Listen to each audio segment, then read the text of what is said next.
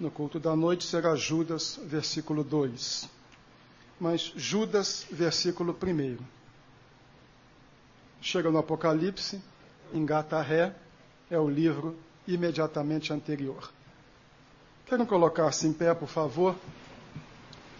E abram a sua Bíblia em Judas, no versículo 1.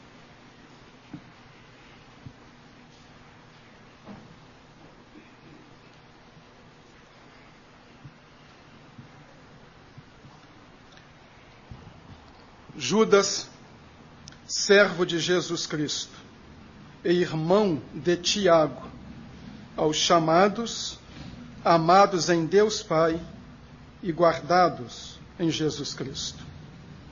Queiram sentar-se, por favor.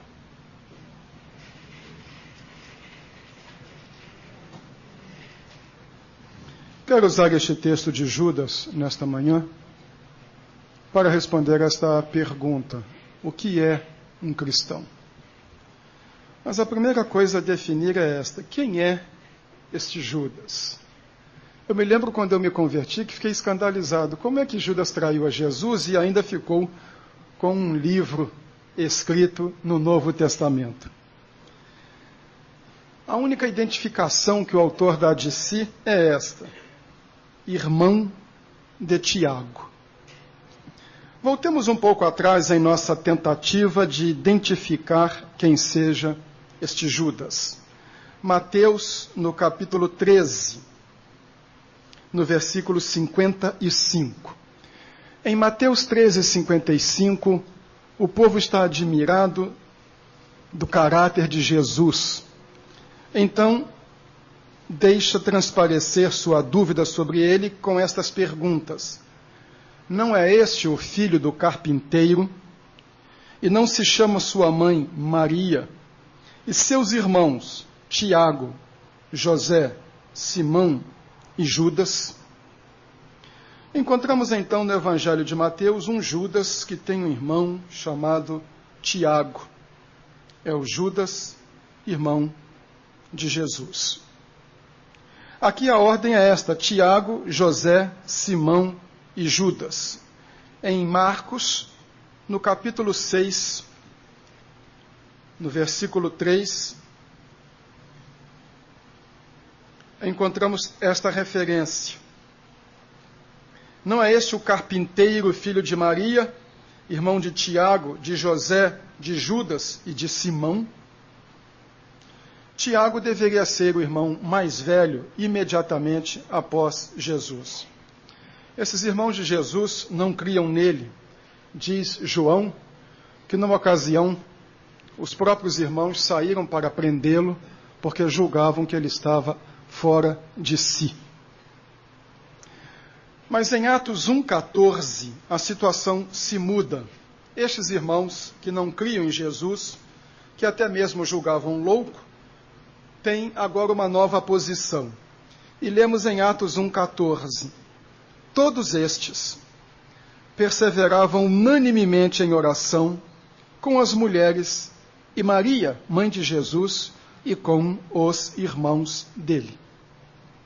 Entre a vida de Jesus e este momento em que Matias é escolhido como apóstolo e o Espírito vem sobre eles, num período de 40 dias entre a morte e ascensão de Jesus, a morte e ascensão de Jesus e a vinda do Espírito, esses irmãos de Jesus passam pela experiência da conversão. E de incrédulos, agora estão no meio dos discípulos, perseverando em oração. A explicação de por que assim sucedeu é dada pelo apóstolo Paulo, na primeira carta aos Coríntios, no capítulo 15, no versículo 7. Paulo diz em 1 Coríntios 15, 7, depois apareceu a Tiago. Então, a todos os apóstolos. Antes de aparecer aos apóstolos, apareceu a Tiago, que se considera ser o seu irmão. Este Tiago tornou-se o vulto principal da igreja primitiva. O líder da igreja em Jerusalém, Não era Pedro, era Tiago. Lemos isso em Gálatas 1:19. Paulo diz que depois de ter passado por sua experiência de conversão, foi para o deserto. Depois de 3 anos, ele foi se encontrar com os apóstolos. E aí quem ele encontra? Gálatas 1:19. Mas não via nenhum outro dos apóstolos, senão a Tiago, irmão do Senhor. O irmão de Jesus agora é considerado como um apóstolo. Era uma das colunas da igreja, era o líder da igreja de Jerusalém. Vemos isso no mesmo livro de Gálatas, no capítulo 2, no versículo 9. E quando conheceram a graça que me fora dada, Tiago, Cefas, que é o nome de Pedro, e João, que pareciam ser as colunas, deram a mim e a Barnabé as destras da comunhão, para que nós fôssemos aos gentios e eles à circuncisão. Agora, este Tiago é o líder da igreja, pastor da igreja de Jerusalém, é o homem que lá em Atos 15 faz uma proposta que divide definitivamente o judaísmo e cristianismo, que faz a ruptura entre o cristianismo e o judaísmo, quando o cristianismo deixa de ser uma seita judaica e se torna uma religião.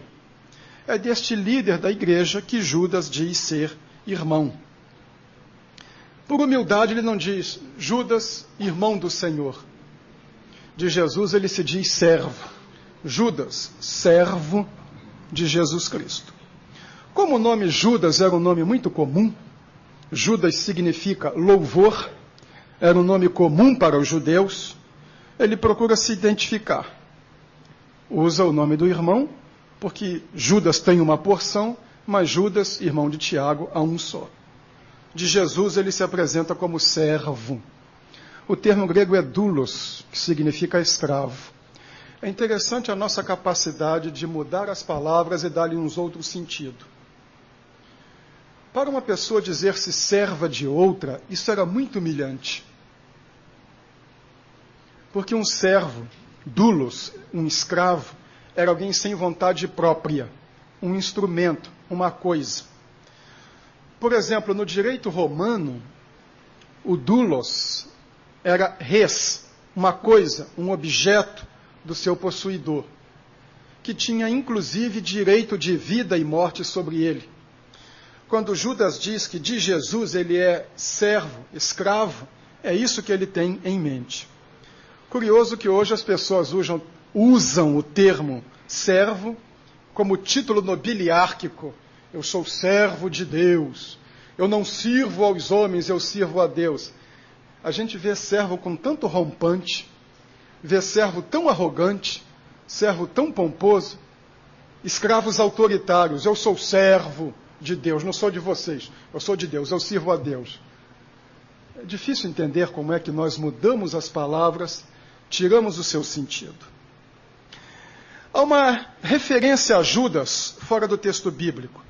Hegesipo, um historiador do primeiro século, fala dos netos de Judas e diz que este Judas era irmão de Jesus e seus netos permaneciam firmes na fé e eram respeitados no meio da igreja.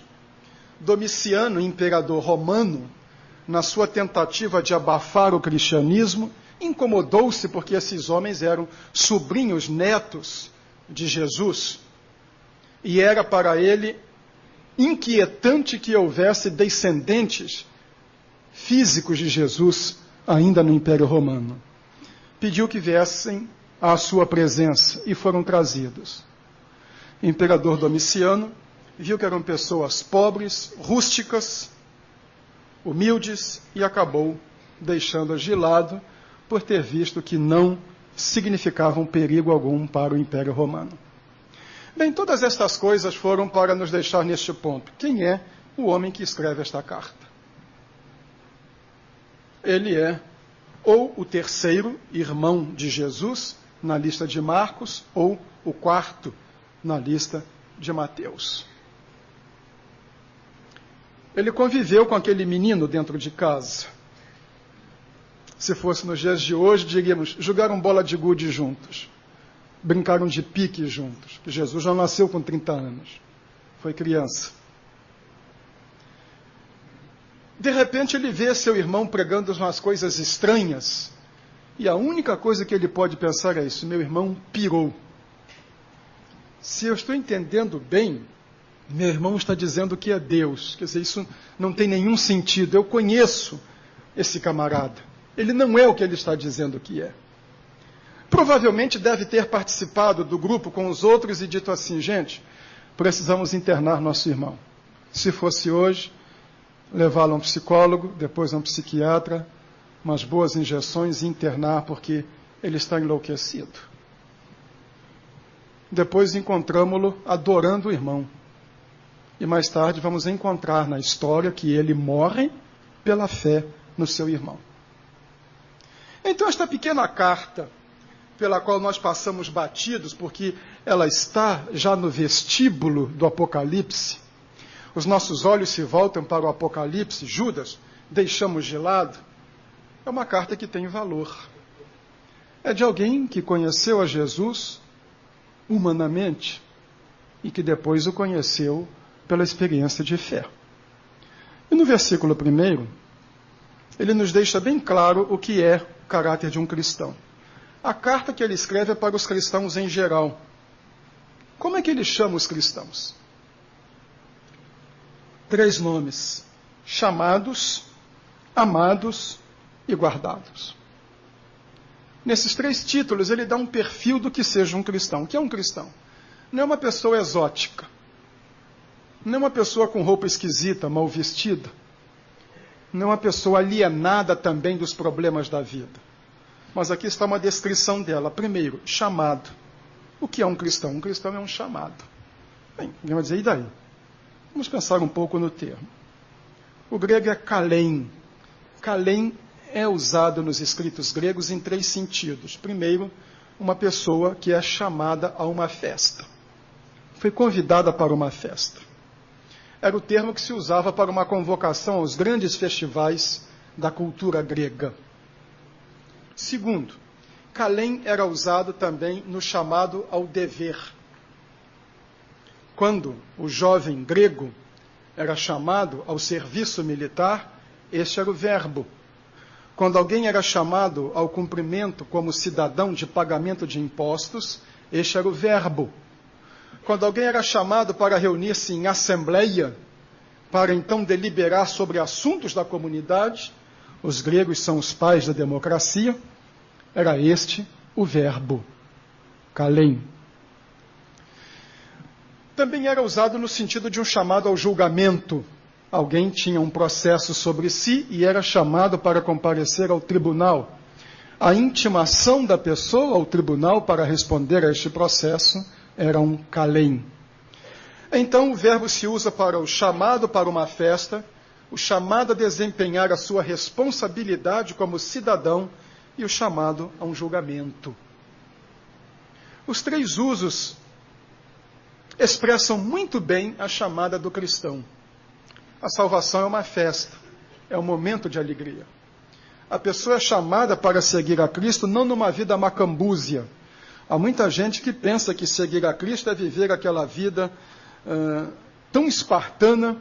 É o indivíduo que anda acabrunhado, tristonho, né? Minha filha até contou uma piada lá para as senhoras ontem, né? Do cidadão que foi fazer uma oração no domingo de manhã, um domingo de sol assim na igreja. Então ele foi orar: Senhor, nós te damos graça nesse dia de sol. Que sol, Senhor. Que dia tão bonito, um sol tão quente. Um dia tão ensolarado. Nós estamos aqui, Senhor.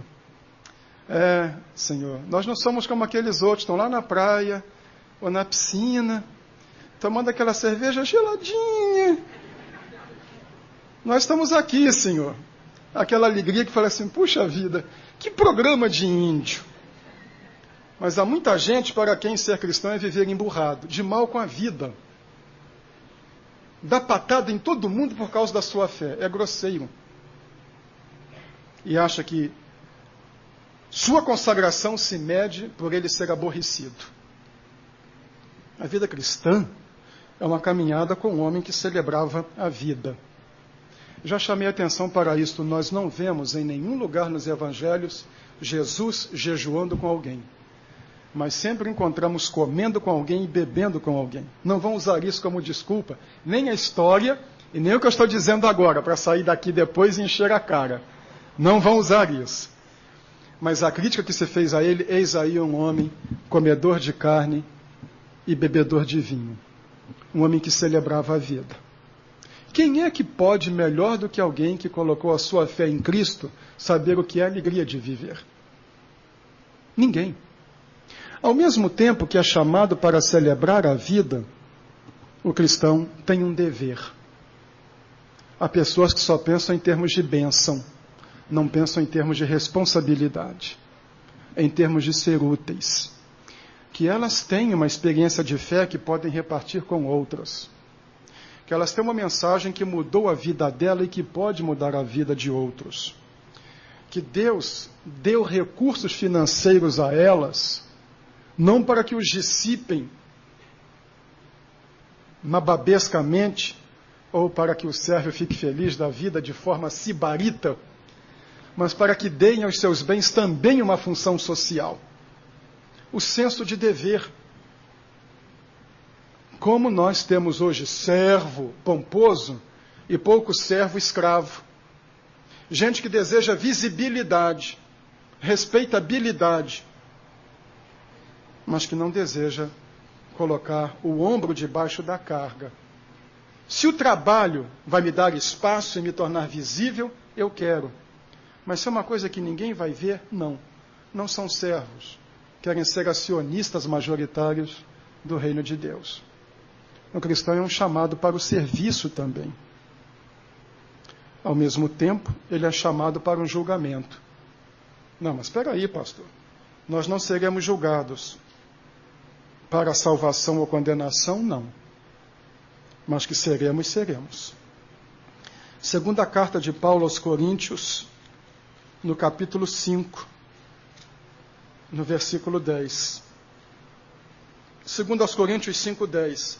É necessário que todos nós sejamos manifestos diante do tribunal de Cristo, para que cada um receba o que fez por meio do corpo, segundo o que praticou, o bem ou o mal. O juízo para o galardão, em que Deus vai perguntar: meu filho, o que é que você fez no lugar em que eu coloquei você?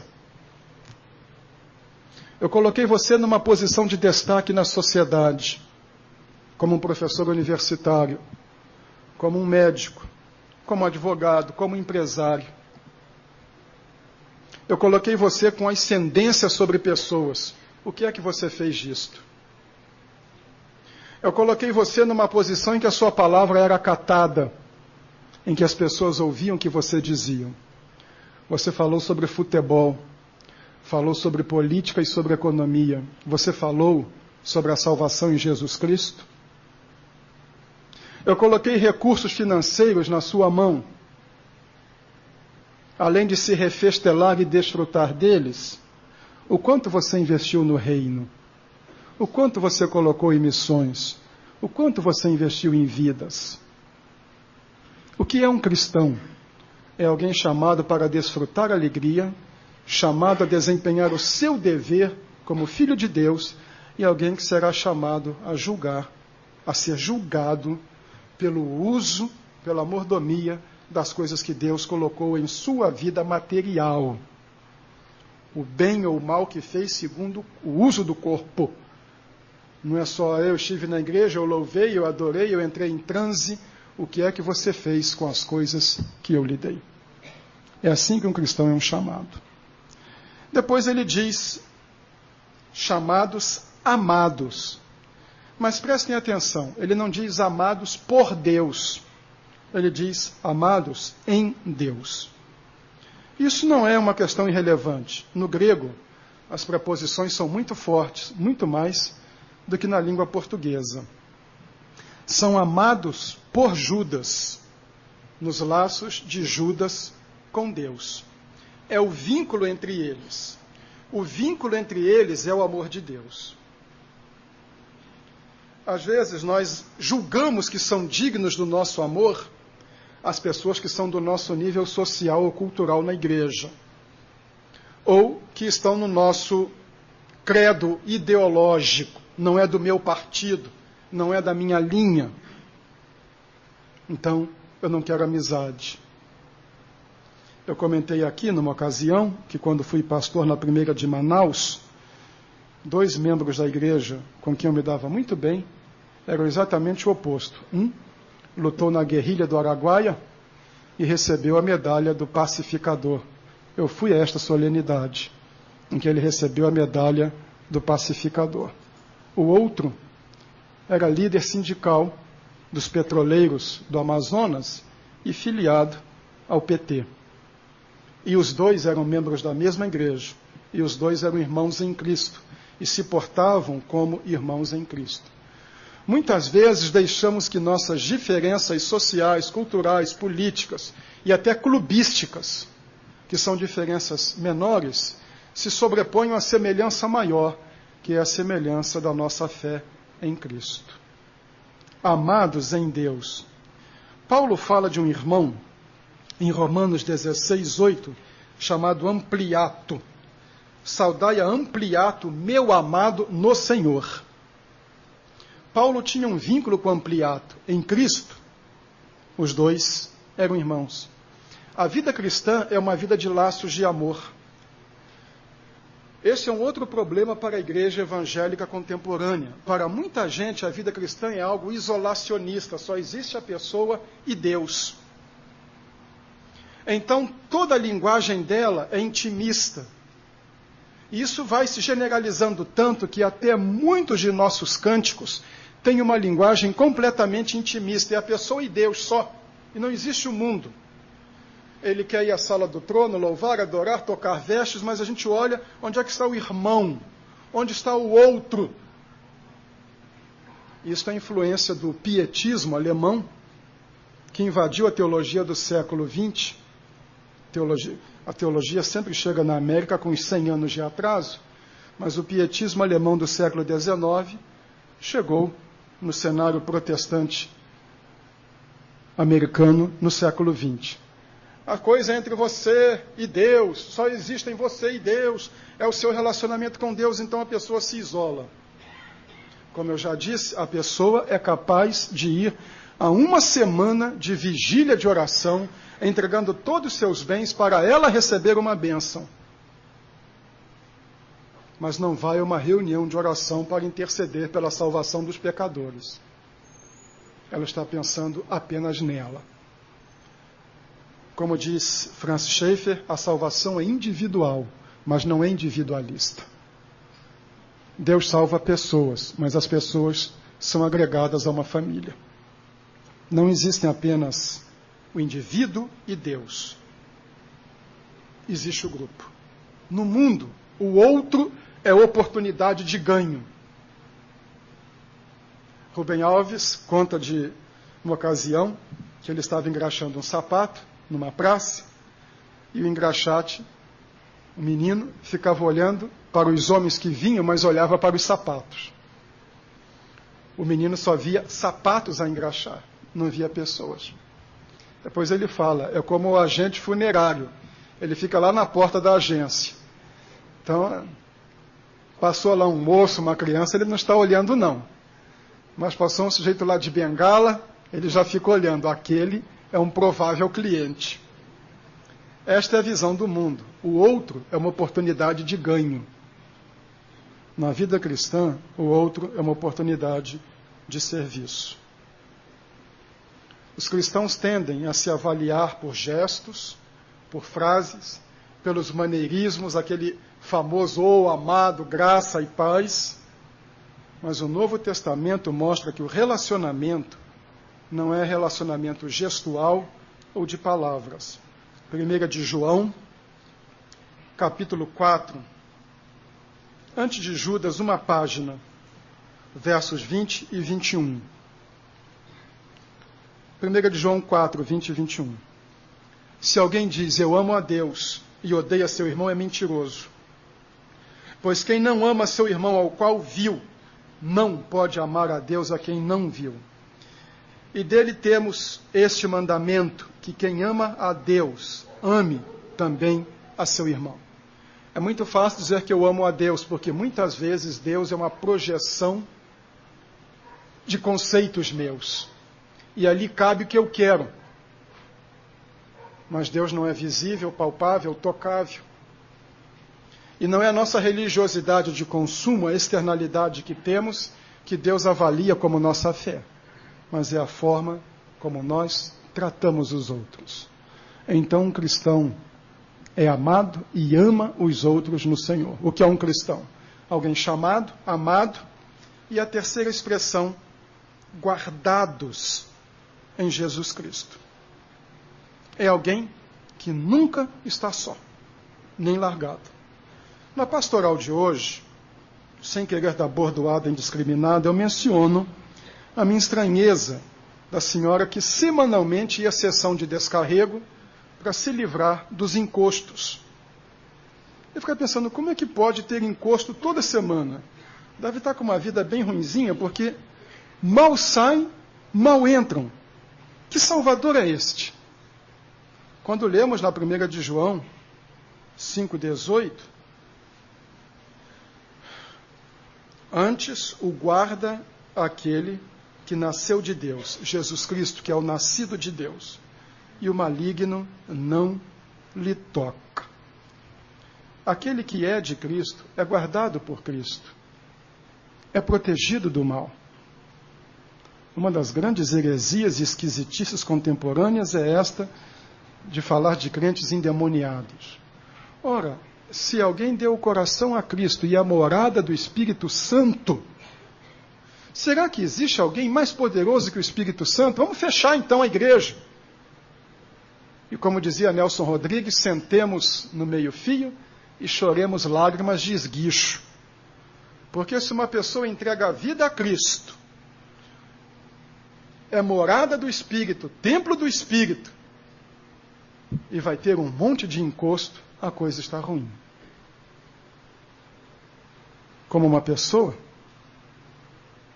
que eu conheci, que era espírita roxo, mas que quando soube que Allan Kardec era uma reencarnação de Jesus, aí perdeu a fé, disse, aí não dá, não dá. Se quase 2000 anos depois Jesus estava reencarnando, eu jogo a toalha, não tem esperança nenhuma para mim. Desisto e seja o que tiver que ser. Se eu vou entregar a vida a Cristo, se eu vou ser possessão de Deus, morada do Espírito, e vou ser alguém dominado por demônios, então fechamos não para balanço, mas como falência. Quem realmente deu a vida a Cristo é guardado por Cristo. Evangelho de João 10, de 27 a 29. João 10, 27 a 29.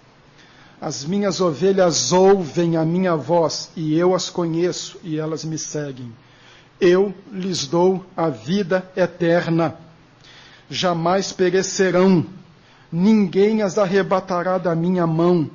Meu Pai que mas deu é maior do que todos, e ninguém pode arrebatá-las da mão de meu Pai. Se você é de Cristo, Cristo tomou você nos braços dele. Se você crê em Cristo, você foi abraçado por Cristo, é propriedade de Cristo. E ninguém pode tomar você de Cristo. Nenhum espírito maligno vai ter poder sobre você, porque você é a morada do Espírito Santo. Quem é maior que o Espírito Santo? Alguns pregadores se presumem.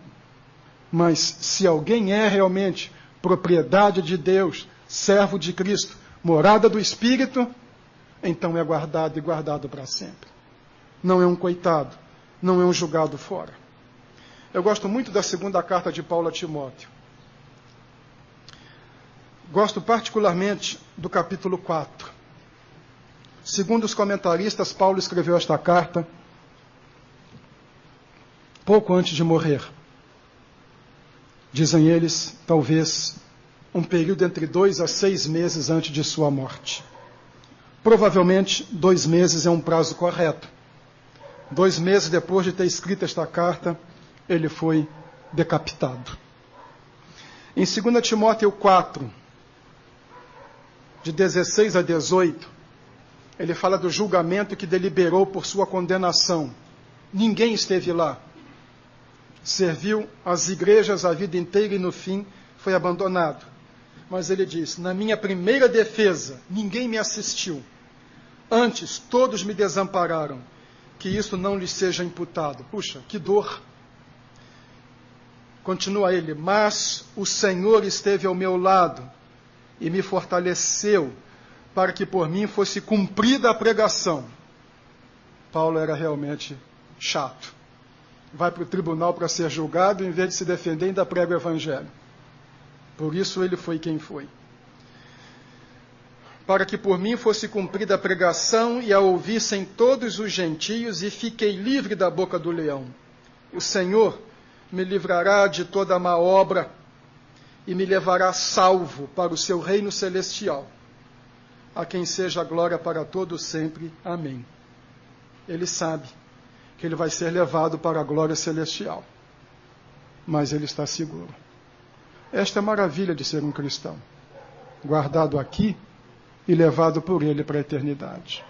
Guardado aqui e guardado lá. Mas eu estou numa pior, eu estou passando uma situação difícil. Mas está sendo guardado. Não é verdade? Todos nós passamos por momentos, todos aqui poderão ter esta experiência, em que o peso foi tão grande que deu vontade, usando uma expressão coloquial, de chutar o balde. Momentos difíceis que nós dissemos, não vale a pena. E descobrimos na nossa fraqueza aquela palavra de Paulo, o poder de Deus se aperfeiçoa na minha fraqueza. Então, quando estou fraco, aí é que sou forte. Porque quando nós não podemos, então Deus pode. Isso é um cristão. Alguém que serve a um Deus, que o socorre, que o ajuda, e quando ele não pode, Deus pode. Um cristão, uma pessoa chamada por Deus, que deve ser amada na família de Deus, é amada em Deus e deve ser guardada por Deus. Se você é um cristão e é de Deus, ouça o chamado dele. Desfrute a vida cristã, seja responsável, seja zeloso, ame os irmãos e alegre-se nesta convicção. Deus ama você e Deus guardará você até o dia final. Isto é um cristão. Vamos cantar o hino 434, 434. Fiquemos em pé para cantá-lo.